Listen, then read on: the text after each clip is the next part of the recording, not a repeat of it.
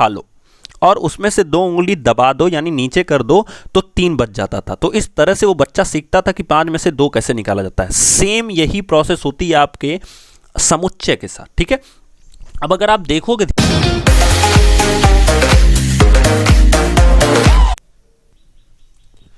दोस्तों, आज हम तृतीय सेमेस्टर के 2018 का क्वेश्चन पेपर पढ़ने वाले हैं, जिसमें हम लोग पूरा मैथमेटिक का क्वेश्चन पेपर सॉल्व करेंगे, जिसका आप लोग सब लोग जानते होंगे कि इसमें 5 ऑब्जेक्टिव क्वेश्चन आता है, 6 अति लघुत्तरी आता है, 5 ऑब्जेक्टिव क्वेश्चन आता है, 6 अति लघुत्तरी आता है और 7 क्वेश्चन ऐसा आता है जो लघुत्तरी होता है और ये 2 नंबर के होते हैं, बाकी सब 1-1 नंबर के होते हैं। इसका मतलब 11 और 7 दूना 14, मतलब टोटल 25 नंबर का पेपर होता है, जिसमें आपको 12 नंबर पाना बहुत मैंडेटरी होता है। अगर आप 12 से एक भी नंबर कम पा गए तो आपका रिजल्ट बैक लग जाता है, और मैथमेटिक्स एक ऐसा सब्जेक्ट है जहां बैक लगने का बहुत ज़्यादा चांस होता है।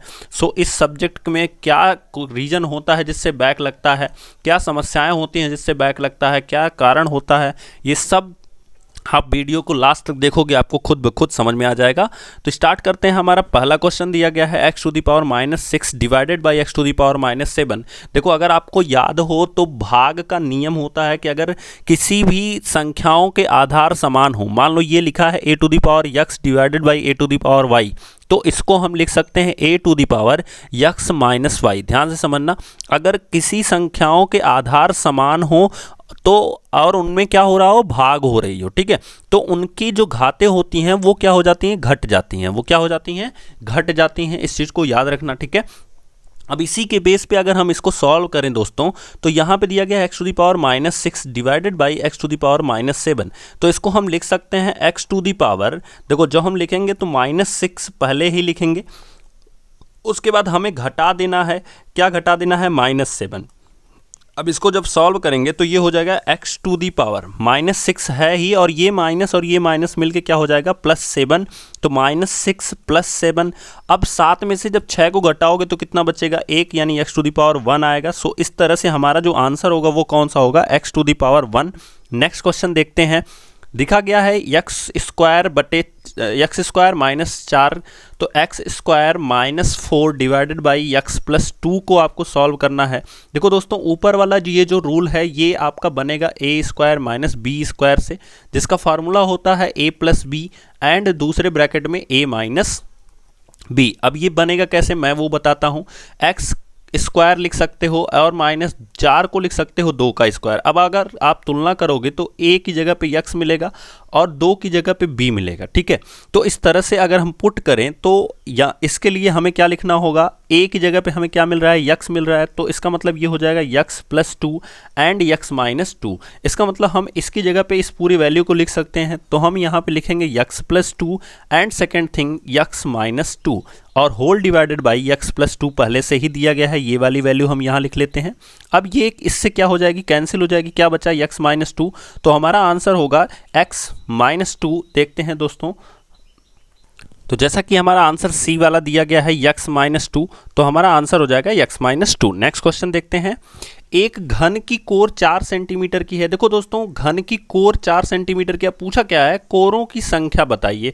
अब देखो, किसी भी घन में जो कोरों की संख्या होती है, आप जिस तरह से मैं फिगर बना रहा हूं ना, वो लाइनें आप गिनना, कितनी लाइनें हो गई, 2, फिर कितनी हो गई, 3, फिर कितनी हो गई, 4, ठीक है। अब फिर मैं फिगर बना रहा हूं, उसको भी गिनना, तो फिर हो गई 5, फिर हो गई 6, फिर हो गई 7, फिर हो गई 8, ठीक है। अब फिर मैं गिनना, तो ये हो गई 9, ये हो गई आपकी 10, ये हो गई आपकी 11 और ये हो गई आपकी 12। अब अगर आप इसको देखोगे ध्यान से तो ये जैसे लूडो का डाइस होता है ना, लूडो आप देखे होगे जिसके ऊपर 1 2 3 4 5 6 लिखा होता है, बिल्कुल उसी तरह से है, ठीक है। अगर नाम दोगे इसका तो A B C D E F G, उसके बाद देखो यहाँ पे H, ठीक है। और उसके बाद ये इतने जो नाम आपको दिख रहे हैं, अब इनमें से अगर देखोगे तो हर साइड के पास 4-4 लोग होते हैं, ठीक है। अब इसका मतलब कौन, अब देखो यहाँ पे इसका कोई मतलब नहीं दिया गया है, किसी एक घन की कोर 4 सेंटीमीटर के, मतलब ये जो लेंथ है एक, यानी F से G तक अगर हम लेंथ ले लें या F से E तक, तो घन के सारे कोरें बराबर होती हैं, ठीक है। तो इसका कोई मतलब नहीं है आपके आंसर में। बस आपको क्या देखना है, आपने गिना 12 लोग हैं, मैंने जब बनाते समय ही गिनवाया था आपसे, कितने, 12 लोग हैं। तो याद रखो घन में उसमें कोर कितनी होती हैं, 12 होती हैं, चाहे घन हो या घनाभ हो उसमें कोर कितनी होती हैं, 12 होती हैं। अब आती है बात कोने कितने होते हैं, तो जरा काउंट करो, तो A B C D E F G H कितने कोने हो गए, तो देखोगे 1 2 3 4 फिर 5 6 7 8 कितने कोने होते हैं, तो 8 कोने होते हैं। ठीक है, कोने जो होते हैं 8 कोने होते हैं, याद रखना इस चीज़ को। उसके बाद अगर आप ज्ञात करोगे तो इसमें जो चीज़ें आती हैं नेक्स्ट वो आती हैं कि आपके देखो कोने हो गए, कोरी हो गए। ठीक है, अब यहाँ सतहें कितनी होती हैं ध्यान से समझना, तो कितनी सतहें होती हैं अगर आप देखोगे ए बी जी एफ, ये जो ऊपर की सतह है बिल्कुल ऊपर वाली छत होती है, तो एक ये हो गई, फिर उसी तरह से नीचे वाली एक हमारी छत होगी तो 2 छत हो गई। ठीक है, इसी तरह से तीसरा यानी इस साइड की दीवार जो है यानी बी जी डी और सी फिर से बी, तो 3 ये हो गई, और इसी के अपोजिट वाली दीवार ये होगी ए एच ई और एफ। थोड़ा सा इमेजिन करोगे तो आपको समझ में आएगा, यानी 4 सतह हो गई। अब फिर ये सामने वाली एफ जी डी और ई एक 5 हो गए, और इसी के जस्ट पीछे वाली ए बी सी और एच जो हो गई ये हमारी 6 सतह हो गई। यानी सतह अगर हमसे पूछेगा तो कितनी होती है, 6 होती हैं, चाहे वो घन हो चाहे क्या हो, घनाभ हो, उसके कोर देने से कोई फर्क नहीं पड़ता, इस चीज को याद रखिएगा। ठीक है, तो हमारा आंसर हो जाएगा सी। नेक्स्ट क्वेश्चन देखते हैं, दिया गया है log 13 बेस 13 169 यानी log 169 बेस 13 का मान आपको बताना है, तो यहाँ पे आप 13 लिख लो। ठीक है, और बराबर कितना है, आप मान लो यक्स के बराबर है। तो देखो log अगर किसी भी संख्या पर घात 2 पर घात 3 है और बराबर 8 लिखना है, ध्यान से समझना इस चीज को। ठीक है, तो आप क्या करते होगे जब इसको log में बदलना होता है दोस्तों, तो हम क्या करते हैं log लिख लेते हैं। बहुत ध्यान से, बेस में क्या मिला है 2, तो ये बेस में ही रहता है। बात क्या होती है कि जब हम घात से लॉग में बदलते हैं तो ये 3 इधर चला जाता है, इसका मतलब बराबर के इधर 3 लिखा जाएगा और ये 8 बराबर के इधर आ जाता है, बस यही उल्टा होता है। अब हमने जो इस तरह से लिखा है, मैंने क्या बोला कि अब अगर मान लो लॉग से आपको घात में बदलना हो, इसमें बदलना हो, तो कैसे करोगे, जो बेस होता है इसको ऐसे ही एज इट इज लिख दो। अब ये जो वैल्यू इधर होती है उसको बेस के पावर में लिखो, और जो इधर होती है इसको बराबर के इधर लिख दो। तो यही काम यहाँ भी करना है। बेस कितना है 13 है, जो वैल्यू इस साइड में है उसको इस साइड लाओ, यानी ये पावर में आ जाएगी, और ये 169 यहाँ आ जाएगी, यानी ये 169 हो जाएगी। अब इसको हम जब कंपेरिजन कराएंगे तो 13 पर घात यक्स बराबर 169 को लिख सकते हो 13 पर घात 2, तो यक्स का मान कितना मिल गया दोस्तों 2। तो इस तरह से हमारा आंसर कौन सा हो जाएगा, चौथा नंबर। नेक्स्ट क्वेश्चन देखते हैं, दिया गया है अर्धवृत्त में स्थित कोण का मान कितना होता है। तो याद रख लो, ये जो अर्धवृत्त में स्थित कोण होता है ये सदैव 90 अंश होता है।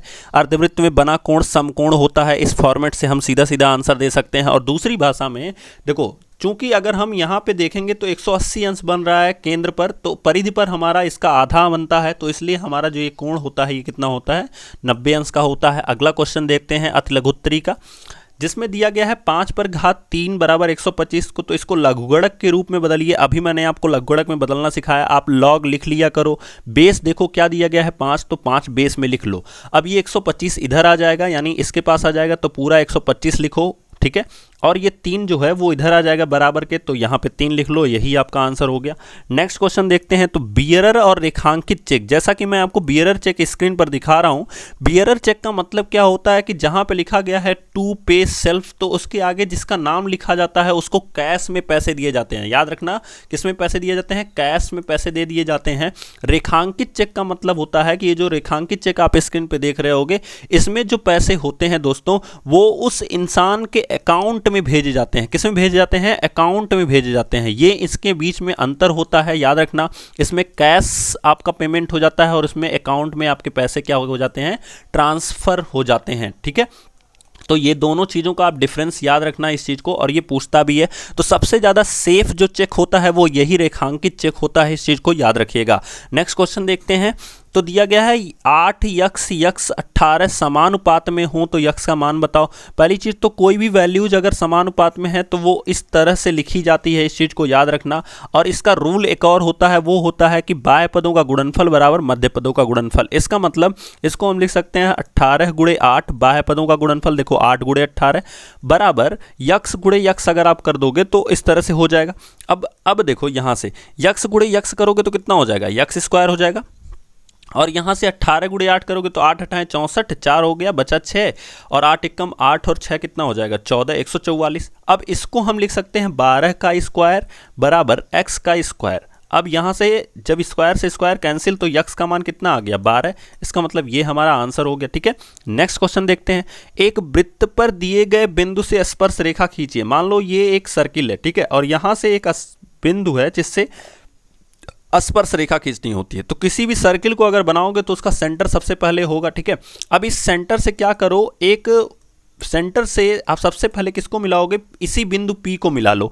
तो पहले O से हमने किसको मिलाया, P को मिलाया। ठीक है, अब क्या करेंगे, एक डॉटेड लाइन सीधा सीधा, चूंकि यहाँ पे ये नहीं लिखा गया है कि रचना लिखिए, ध्यान से सुनो, अगर यहाँ पे लिखा गया होता रचना लिखने के लिए तो आप रचना लिखते, अगर नहीं लिखा गया है तो रचना लिखने की कोई ज़रूरत नहीं है, बिल्कुल एज इट इज चित्र बना दो, आपका 1 नंबर मिल जाना है। ठीक है, नेक्स्ट क्वेश्चन है, a बराबर 2 3 5 और b बराबर 5 7 3, तो a माइनस बी का मान बताना है। बहुत ध्यान से समझना, आपको समझ में आ जाएगा। ठीक है, बहुत ध्यान से समझना क्योंकि यहाँ से क्वेश्चन बहुत ज़्यादा गलत होता है। ठीक है, देखो क्या होता है कि अगर आपसे मैं कहूं कि 5 में से 2 घटा दो तो कितना बचेगा, 3 बचेगा। अच्छा, ये कभी सोचे कि ये 3 आया कहां से, ये 3 बचा किससे? तो बचपन में जब हम पढ़ते थे तो हम कहते थे जब 5 में से 2 घटाने के लिए तो बच्चों से कहते थे बेटा 5 उंगली उठा लो और उसमें से 2 उंगली दबा दो यानी नीचे कर दो तो 3 बच जाता था। तो इस तरह से वो बच्चा सीखता था कि 5 में से 2 कैसे निकाला जाता है। सेम यही प्रोसेस होती है आपके समुच्चय के साथ। ठीक है, अब अगर आप देखोगे ध्यान से तो यहां क्या लिखा गया है, a, मतलब a में से घटाना है, किसको घटाना है, b को घटाना है।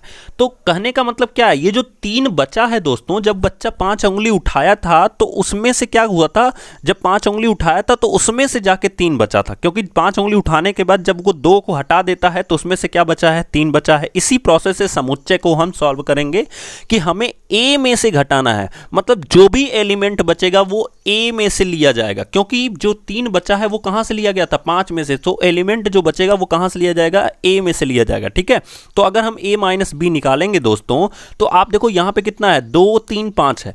अब इसके सारे एलिमेंट को यहां से खत्म कैंसिल कर दो। अब इसमें क्या क्या है, 5 है तो यहां से कैंसिल कर दो 5 को, इसमें क्या है 3 है तो 3 को भी इसमें से a वाले में से हम कैंसिल करेंगे। ठीक है, अब ये 7 से कोई मतलब नहीं है, इसमें जो एलिमेंट है यानी b वाले में जितने एलिमेंट हैं वो सारे इसमें से हटा देना है a में से।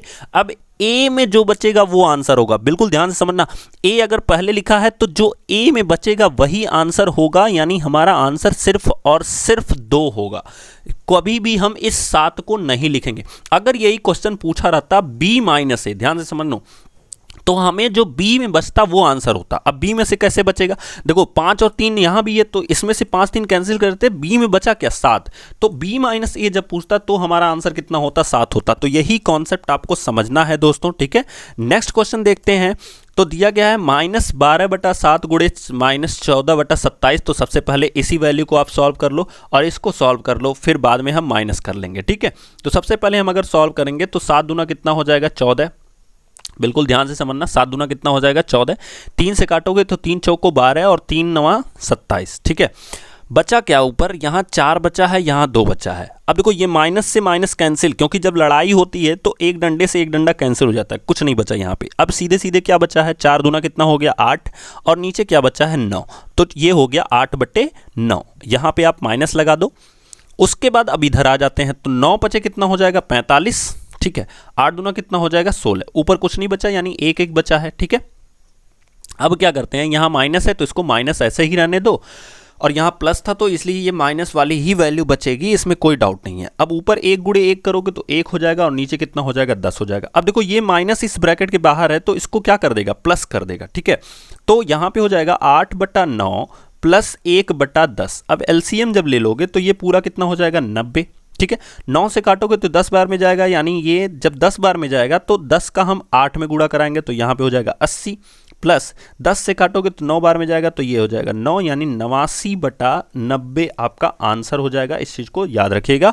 अब हम आते हैं लघुत्तरी क्वेश्चंस पे। तो दिया गया है मिश्र धन ज्ञात करने का प्रतीकात्मक सूत्र लिखिए। मिश्र धन ज्ञात करने का प्रतीकात्मक सूत्र क्या होता है, A = P 1 plus R divided by 100 to the power n। फिर लिखा गया है यह भी बताइए कि प्रयुक्त प्रतीक जो हैं वो किन अर्थों में हैं। तो a जो है वो हमारा मिश्र धन है, बिल्कुल ध्यान से समझना, मिश्र धन है, ठीक है। p जो है वो हमारा क्या है, मूल धन है, मूल धन है। उसके बाद हमारा r जो है वो दर है यानी रेट ऑफ इंटरेस्ट है, और यहाँ पे जो n लिखा गया है ये हमारा समय है। तो इस तरह से 4 इसमें प्रतीक थे जो मैंने आपको पूरा डिफाइन कर दिया। अगला सवाल दिया गया है 14 minus 5x minus x square. देखो इस तरह के क्वेश्चंस को आप सबसे पहले तो एक्स स्क्वायर के फॉर्मेट में सेट करना सीखो, यानी इसका माइनस बाहर कर दो। तो माइनस जब इसको बाहर करोगे तो देखो क्या होगा, इसका जब माइनस निकाल लिए तो यहाँ कुछ नहीं बचा, यानी एक्स स्क्वायर ये पहले आ जाएगा। इसका भी माइनस निकाल लिए तो प्लस बचा है, यानी 5x हो गया। अब चूंकि इस 14 के पास प्लस था यानी 2 डंडा था और हमने एक डंडा बाहर कर लिया तो एक ही डंडा बचा, यानी वो एक डंडे से कौन सा सिंबल बनेगा, माइनस का बनेगा। अब ये माइनस ऐसे ही बाहर रहने दो, इसको सॉल्व कर लेते हैं। तो इस 1 का गुणा हम कहाँ कराएंगे, 14 में। 14 को इस तरह से तोड़ना होगा कि घटाने पर हमें क्या मिलना चाहिए, 5 मिलना चाहिए। ये चिन्ह बताता है कि ये 5 कैसे आना चाहिए। तो 7 दूना कितना होता है 14, और 7 में से 2 घटाओगे तो क्या मिल जाएगा, 5, यानी ये हो जाएगा x square plus 7 minus 2 x minus 14, ठीक है। अब ये माइनस है यहीं रहने दो, इसको सॉल्व करते हैं तो ये होगा x square plus 7x minus 2x minus 14, ठीक है। अब यहां से कॉमन क्या होगा, देखो इन दोनों में कॉमन क्या है, यक्स कॉमन है तो यक्स बाहर निकाल लो तो बचेगा क्या, यक्स प्लस 7। तो यहां से कॉमन, अब देखो जब एक बार ये यक्स प्लस 7 मिल गया तो ये दूसरे ब्रैकेट में भी यक्स प्लस 7 ही आता है। अब कुछ नहीं करना होता, यहाँ पे यक्स है, यहाँ भी यक्स है, क्या एक्स्ट्रा बच रहा है, -2, यहाँ रख दो -2, काम खत्म आपका। भोग क्या हो जाएगा ये टोटल, तो हमारा हो जाएगा माइनस बाहर ही है, फिर छोटे वाले ब्रैकेट में हो जाएगा x plus 7 and x minus 2। अब क्या करो, इस माइनस को ऐसे ही आप आंसर दे सकते हो या इस माइनस को अंदर ले सकते हो किसी एक ब्रैकेट के साथ, ठीक है। तो इस तरह से भी आपका आंसर सही होगा, अंदर ले लोगे तो भी सही होगा। नेक्स्ट क्वेश्चन देखते हैं।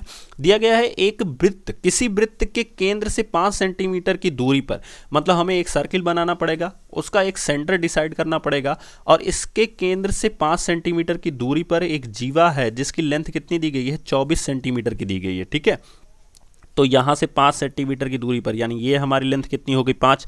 याद रखना जब किसी भी केंद्र से किसी जीवा पर लंब डाला जाता है तो वो कितना, वो जीवा को समद्विभाजित करता है। मतलब अगर हम यहाँ पे एक पॉइंट डी ले लें और या इसको हम ए और बी ले लें तो जो बी डी है और जो डी ए है ये दोनों 12-12 में बट जाएंगे, क्योंकि इन दोनों की लेंथ टोटल मिलके कितनी होगी, 24 होगी। और ये जो ओ डी है यही इनको समद्विभाजित करता है, यानी ये 12 हो गया और ये कितना हो गया, 5 हो गया। फिर क्या पूछा है, वृत्त की त्रिज्या ज्ञात कीजिए। तो ओ से अगर हम ए को मिला देंगे तो यही हमारी त्रिज्या होगी, जिसमें आपको एक त्रिभुज मिलेगा ओ डी ए। ध्यान से अगर आप देखोगे तो आपको मिलेगा ओ डी ए। तो यहाँ पे कितना हो गया, 5, और यहाँ पे कितना हो गया, 12। अगर आप 5 का, अब देखो यहाँ पे ओ ए जो हमारा हो गया ये क्या हो जाएगा, कर्ण हो जाएगा, ठीक है। तो हम लिख सकते हैं ओ ए स्क्वायर बराबर O D square plus D A square, ठीक है। तो ओ डी का मान कितना दिया गया है, 5 का स्क्वायर, और डी ए का मान कितना दिया गया है, 12 का स्क्वायर। तो 5 का स्क्वायर कितना होता है, 25, 12 का स्क्वायर 144, दोनों को जोड़ोगे तो आएगा 169। चूंकि ये ओ ए का स्क्वायर है तो ओ ए बराबर आपका आ जाएगा 13। इसको हम लिखते हैं 13 का स्क्वायर, स्क्वायर से स्क्वायर कैंसिल होगा तो ओ ए बराबर हमारा क्या आ जाएगा, 13 आ जाएगा। तो इस तरह से हमारे वृत्त की जो त्रिज्या होगी दोस्तों वो कितनी हो जाएगी, वो हो जाएगी 13 सेंटीमीटर की, ठीक है। नेक्स्ट क्वेश्चन देखते हैं।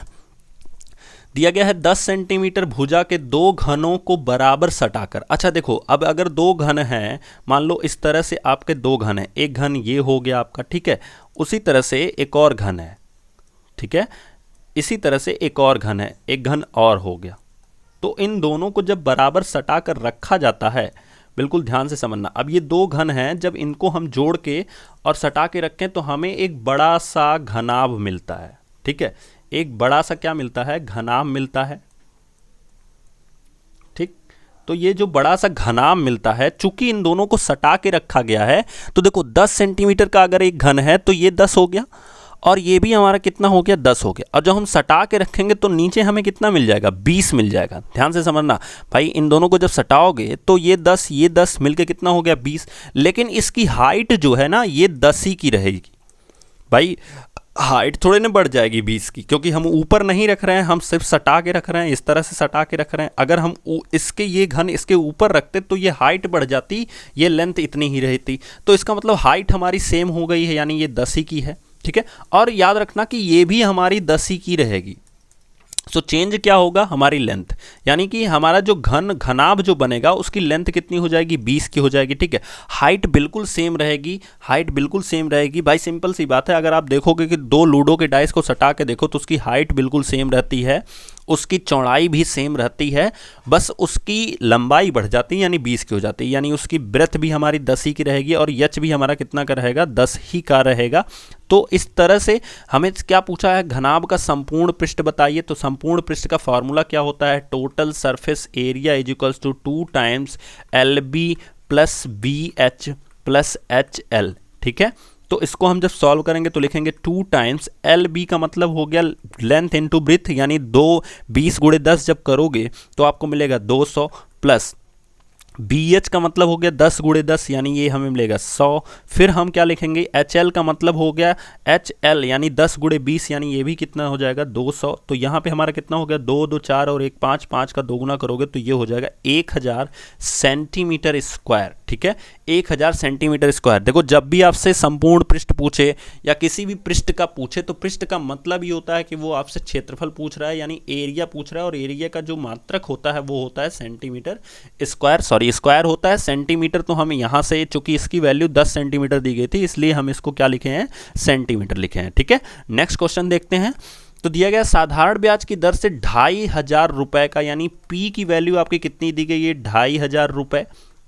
उसके बाद टाइमिंग दिया गया है 2 वर्ष 6 माह, याद रखना टाइम आपको दिया गया है 2 वर्ष 6 माह, इस चीज को याद रखना, ठीक है। फिर लिखा गया 6% वार्षिक ब्याज की दर से। देखो जब आपकी ब्याज जो है ना, रेट ऑफ इंटरेस्ट जो है वो चूंकि वार्षिक है, इस चीज पे ध्यान करना, चूंकि कितनी है, वार्षिक है, तो इस जो 6 महीना है इसको भी हमें साल में बदलना पड़ेगा। तो आप बताओ 6 महीने में कितने साल होते हैं, तो 6 महीने में कितने साल होते हैं, आधा साल होते हैं, या सीधी भाषा में कहोगे तो 2 वर्ष 6 माह को हम 2.5 साल कहते हैं, और 2.5 साल को हम क्या लिखते हैं, 5/2, क्या लिखते हैं, 5/2, या इसी को हम लिख सकते हैं 2 सही 1/2 वर्ष लिख सकते हैं, ठीक है। फिर आपसे पूछा क्या है, ब्याज दर से ब्याज तथा मिश्रधन ज्ञात कीजिए। तो सबसे पहले तो आप साधारण ब्याज की दर से आपको निकालना है, तो सबसे पहले आप क्या करो, जब ब्याज निकालोगे साधारण ब्याज की दर से, तो सिंपल इंटरेस्ट बराबर फार्मूला क्या होता है, P into R into T। याद रखो जब भी आपकी दर वार्षिक दी गई हो तो समय भी आपका वर्ष में होना चाहिए, दैट इज मैंडेटरी, ठीक है। यहीं से गलती होती है। P की वैल्यू कितनी दी गई है, 2500, तो यहाँ पे आप 2500 लिखो। रेट ऑफ इंटरेस्ट कितना दिया गया है, 6%। टाइम कितना हो गया आपके पास, 5/2 वर्ष, यानी इसको लिख लो 5/2 वर्ष, और पूरे के बटे कितना हो जाएगा, 100।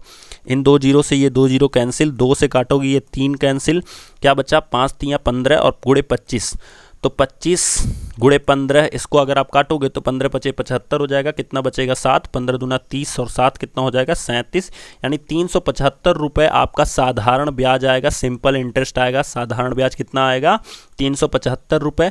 अब मिश्रधन बराबर फार्मूला क्या होता है दोस्तों, तो मिश्रधन बराबर फार्मूला होता है कि मूलधन धन ब्याज, ये दोनों मिलके क्या होते हैं, मिश्रधन के बराबर होते हैं। मूलधन कितना दिया गया है, तो 2500 रुपये दिया गया है, और ब्याज कितना है, 375 रुपये। तो इसको जब जोड़ोगे तो आपको हो जाएगा 2875 रुपये, आपका आंसर हो जाएगा। नेक्स्ट क्वेश्चन देखते हैं। तो दिया गया है निम्न आंकड़ों का समांतर माध्य 21.5 है, तो के का मान आपको बताना है। तो देखो जब भी इस तरह की आपके चीज़ें दी गई हों तो इसमें से कुछ करना नहीं होता है, बस आपको ऐसे 2 सीरीज बनानी होती है, और इस चूंकि ये हमारा यक्स हो जाता है और एफ यानी फ्रिक्वेंसी हो जाता है, और हमें एफ एक्स निकाल लेना होता है। एफ एक्स कैसे निकलता है, एफ और यक्स का गुणा होता है, यानी इसको लिखेंगे तो 6 × 5 = 30, फिर लिखेंगे 15 चौको कितना हो जाएगा, 60, फिर लिखेंगे 25 × 75, और लिखेंगे 35, के लिखेंगे।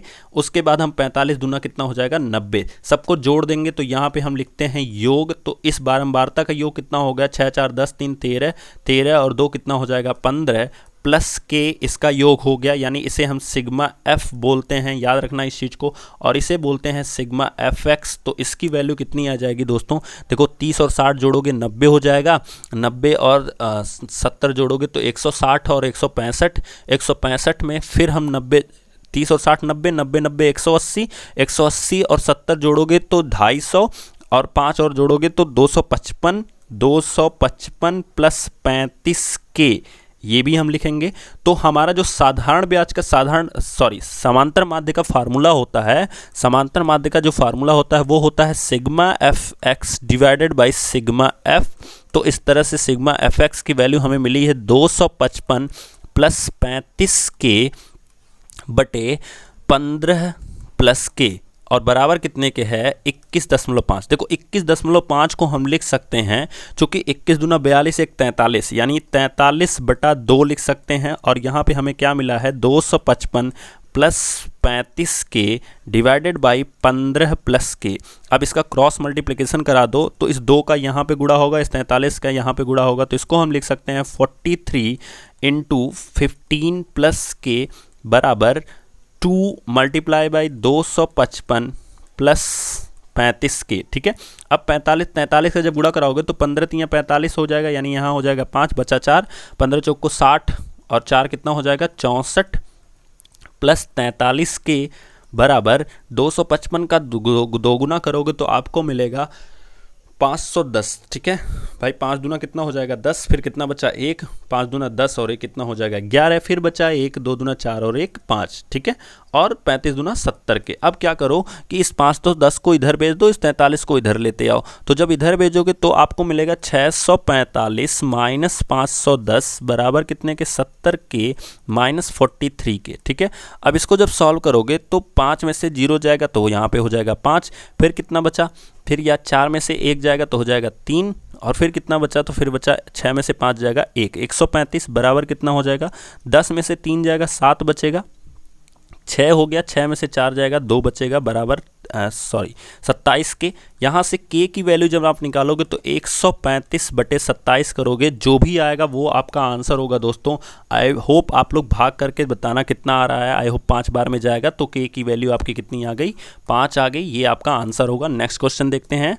तो नेक्स्ट क्वेश्चन जो हम देखते हैं वो हमारा स्क्रीन पे, तो ये हमारा रहा स्क्रीन पे। चित्र में O वृत्त का केंद्र है, चित्र में जो O है वो हमारा क्या है वृत्त का केंद्र है, जिसमें हम लोग देख सकते हैं कि ये वाला जो सेंटर है हमारा OBC 15 डिग्री है, यानी OBC यानी ये जो एंगल है ये हमारा कितना है 15 अंश का है। BAC का मान बताना है, BAC यहाँ पे जो मैं रेड कर रहा हूँ इसका मान बताना है, और फिर लिखा है BEC का मान बताना है, यानी इसका मान बताना है। ठीक है, ध्यान से समझो कि ये जो एक त्रिभुज आपको मिल रहा है OBC, इस तरह का एक त्रिभुज मिल रहा है, यानी ये जो सेंटर वाला है ये वाला जो त्रिभुज है। ठीक है, तो OB और C ये कितना है 15 अंश है, और ये भी हमारा 15 ही होगा बिकॉज ऑफ दैट कि OB और OC दोनों त्रिज्याएं हैं, दोनों क्या हैं त्रिज्याएं हैं, और सम्मुख भुजा के सम्मुख कोण समान होते हैं। यानी अगर एक त्रिज्या OC के सामने का कोण 15 है तो ये तो त्रिज्या है, इसके सामने का कोण 15 है, तो इसी तरह से OB के भी सामने का कोण कितना होगा 15 होगा। अब ध्यान से समझना, अगर ये दोनों 15 हो गए तो एक त्रिभुज जो OBC है इसमें ये कोण कितना होगा, तो किसी भी त्रिभुज के तीनों कोणों का योगफल जो O plus B plus C होगा वो कितना होगा 180 होता है। अच्छा, B प्लस C हमारा 15 कितना होगा 30 जब घटा दोगे 180 में से तो कितना बच जाएगा 150, यानी O का ये वाला एंगल हमारा कितना आ गया 150 का आ गया, कितना आ गया 150 का। ठीक है, ध्यान रखना इस चीज को, यानी angle O is equals to हमें कितना मिल गया 150। अब अगर angle O is equals to 150 मिल गया तो ये जो एंगल A वाला है इसका मान हमारा हो जाएगा 75। अब आप कहोगे सर कैसे 75 होगा, रीजन है कि जो वृत्त के केंद्र पर कोण बनता है उसी चाप के द्वारा परिधि पर बना कोण उसका आधा होता है। इसका मतलब अगर ये 150 बना है तो ये वाला कितना होगा 75। अब आपसे पूछा गया है ये E, तो E के डायरेक्शन में कोण कौन सा बन रहा है ये वाला, इसका मान कैसे निकलेगा, चूंकि बिंदु O पर कितने अंश का कोण बनेगा 360 अंश का, और हमें जो कोण मिला है कोण BOC ये जो मिला है वो कितना मिला है 150 मिला है, तो बाहर वाला कितना होगा, तो ये जो बाहर वाला कोण है ये कितना होगा ये हमें पता करना है। तो BOC का बाह्य कोण, BOC का बाह्य कोण बराबर जो बाह्य कोण होगा वो कितना होगा, ये होगा 360 माइनस 150। तो जब घटाओगे 360 में से 150 तो आपको मिलेगा 210 अंश। अब जब ये बाह्य कोण हमारा कितने का मिल गया, 210 अंश का, तो इसी का आधा करोगे 210 का तो कितना आएगा, 105 अंश ये होगा हमारा। ठीक है, तो इस चीज को याद रखना। और दूसरी भाषा में चूंकि ये चक्रीय चतुर्भुज है, ABEC चक्रीय चतुर्भुज है, तो चक्रीय चतुर्भुज के दोनों सम्मुख कोणों का योगफल 180 होता है। तो अगर ये 75 हो गया तो ऑब्वियस सी बात है इसको 105 होना ही था। तो इस तरह से हमारा जो कोण ई है उसका मान कितना मिल गया हमें, 105 मिल गया। ठीक है, इस चीज को याद रखिएगा। तो ये दोस्तों हमारा पूरा का पूरा सेशन था। आई होप आपको बहुत अच्छे से समझ में आया होगा। तब तक के लिए थैंक यू, मिलेंगे नेक्स्ट वीडियो में। Thank you so much.